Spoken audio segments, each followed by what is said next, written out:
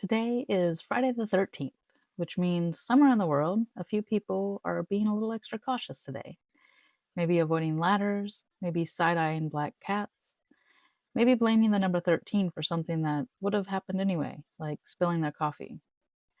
And it made me wonder, why did this day get such a bad reputation in the first place? Part of it actually comes from how humans think about numbers.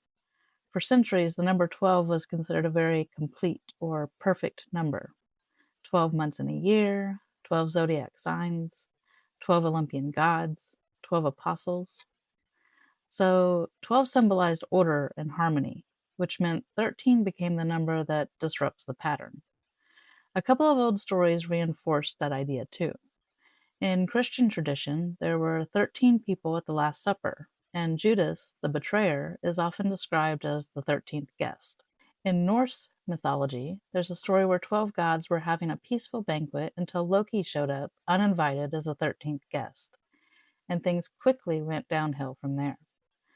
So the number 13 slowly gained a reputation for bringing chaos to the party. And then there's Friday.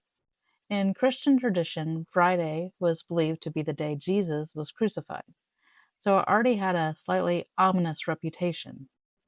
Put the two together and you get Friday the 13th. But here's the interesting part.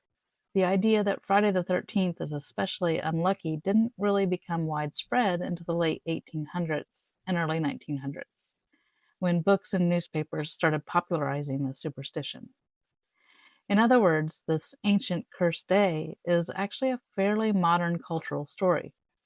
And from a psychology perspective, it's a great example of confirmation bias. If you believe the day is unlucky, you're more likely to notice every little thing that goes wrong. Meanwhile, all the normal things that happen that day quietly go unnoticed because our brains are very good at collecting evidence for the story we already believe. So Friday the 13th might not actually be unlucky at all. It might just be a reminder of how powerful our beliefs can be in shaping the way we see the world. And honestly, if Loki hasn't crashed your dinner party today, you're probably doing just fine. Thank you for taking a couple minutes to hang out with me and think about this today. I really appreciate you being here. I'm curious, what do you think? Do you think Friday the 13th is actually unlucky, or is it confirmation bias doing its thing? And if you enjoy these kinds of reflections about psychology, culture, and the human mind, feel free to like the video and subscribe for more conversations like this. I'm really glad you're here.